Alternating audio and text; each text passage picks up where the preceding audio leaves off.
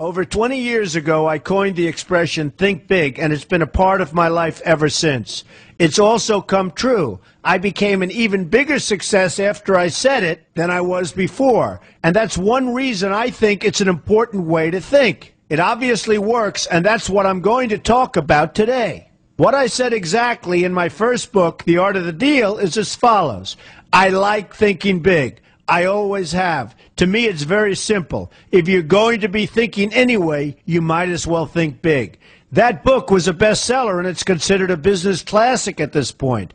But I never thought those words would become bestsellers in their own right. It's an interesting point that I'm famous for two very short statements. Think big and you're fired. But let's stick to the first one for today. And I'd suggest strongly that you pay attention so that you won't have to hear the second one. Thinking big starts with the details and grows from there. Because I'm a builder, I'm very aware of the importance of having a good foundation. You can't take chances in construction. You can't be haphazard and say, well, maybe this will work, maybe it won't, so let's try it and find out. Because a lot of people will be at risk. I have to know if something will work or not. Every inch has to be accounted for. In other words, thinking big starts with being thorough. So number one, be thorough. Don't count on happenstance to get you anywhere because it won't. Number two, get a momentum going and keep your momentum going. You have to have big ideas, but you've got to have the energy to get them done, which can sometimes take a long time. If you don't have momentum, you will not have what it takes to get the job done. Patience alone isn't enough. I have a lawyer friend who used to refer to me as the reverse tornado who builds everything in his path. I always like that because it implies a lot of energy and a lot of momentum. And that's exactly what it takes to get anything done. So keep your momentum going. Number three, stay focused. You have to stay focused. The minute you lose focus, you will also be losing your momentum. They go together, and you will accomplish a lot more, even amazing things, if you make sure you keep these two things working together for you. I've seen very talented people literally go down the drain because they couldn't seem to keep their focus long enough to get anything done. In this day of multitasking, that can be a real challenge, but it's absolutely necessary. Ask yourself this question: what should I be thinking about right now? That simple question can restore your focus in no time at all. And your answer right now should be listening to Donald Trump. Number four, look at the solution, not the problem. This is very important if you ever want to learn to think big. And here's why. No matter what you do, you're bound to run into problems. It's just part of life, a part of business, a part of anything worth doing.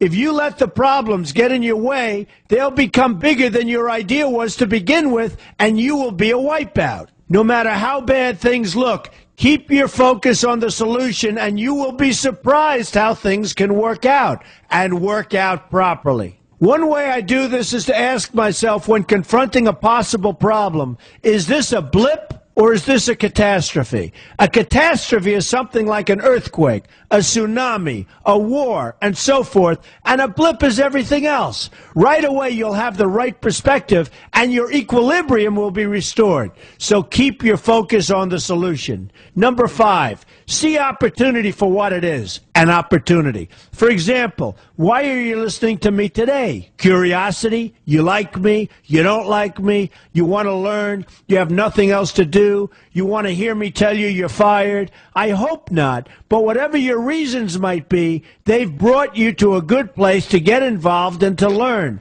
and that's an opportunity right there. People think that because I'm rich and famous that I know everything. I know a lot, but one thing I know is that I don't know everything. So I ask myself this question every day. What can I learn today that I didn't know before? And you know what? I learn something new every single day. That's a big reason for my success, and the same thing can apply to you. Take the time to see today as an opportunity, and you'll be surprised by what can come your way. Be open to new ideas, and you will be creating your own opportunities before too long. Number six, know everything you can about what you're doing. That's a good way to cover your bases. Another good way is to read the book Robert Kiyosaki and I have written together, Why We Want You to Be Rich. It's about covering your bases and knowing what's going on. I remember when some guys came in to meet with me about a great idea they had for an atrium for a building on Wall Street. It was a beautiful idea except for one thing. None of them had thought about how the building would be supported around this fabulous atrium. They didn't take into account the steel columns that were necessary to support a 72-story building. A very big and embarrassing oversight that could have been avoided if they'd taken the time to think about what they were doing. Don't let that happen to you. Know what you're doing first. Number 7, be lucky. Remember the old saying, the harder I work, the luckier I get. Well, it happens to be true. It works for me, and I've encountered some pretty big successes. But this goes along with something that's absolutely necessary for great success. Be passionate. You have to love what you're doing if you want to be successful at it. My father told me that it's absolutely true. I might work 7 days a week, but it doesn't seem like work to me because I love what I'm doing. If you don't like what you're doing, find something else to do, or do it part-time until you can find something full-time. You will never be successful, happy, or healthy unless you're doing what you love to do. That's just the way it is. So give it some thought. In fact, give it a lot of thought. For example, if you're feeling frustrated, there are 2 ways to look at the situation. Frustration can mean that maybe you're expecting too much, or it can be an indication that you know you should be, or could be, doing more. Use frustration as a motivator. Use it to get where you want to go instead of staying where you don't want to be. But above all, be passionate. That's the fast track to success, no matter what your interests are. Number 8, see yourself as victorious. That can zap negativity immediately and put a positive spin on problems. I've gotten to the point where I see problems as challenges that I'll enjoy meeting and dealing with. My point here is that no matter what you do, you will encounter problems. Why not see them as challenges instead and know that you are more capable of dealing with them? That's positive thinking with a realistic slant. When I go into negotiations, I keep an open mind to what may happen. But I can tell you that there's already a done deal attitude on my part. I've already thought the process through to the extent that I know everything will be better off if they agree with what I've come up with because I've taken both sides into account. I enter the situation with a victorious attitude, and I've had enough victories to know that this attitude works. Use it. Number 9, be smart. Know that you have something unique to offer because you do use the tools that are provided for you and remain open to new ideas. That's being smart. That's also where innovation comes from. Being smart means you know how to use what you've got.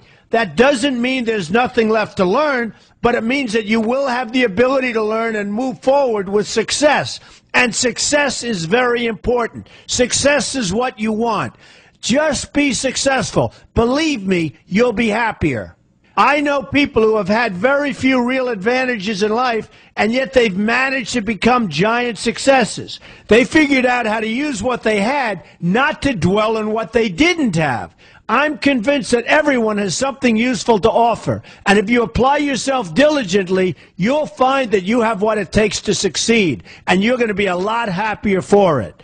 Number 10, above all, never give up. Never, never, never give up. The only time you will be a failure is if you quit trying. Only losers quit. The biggest losers in the world are quitters. Winners keep on going. So whatever you do, never give up.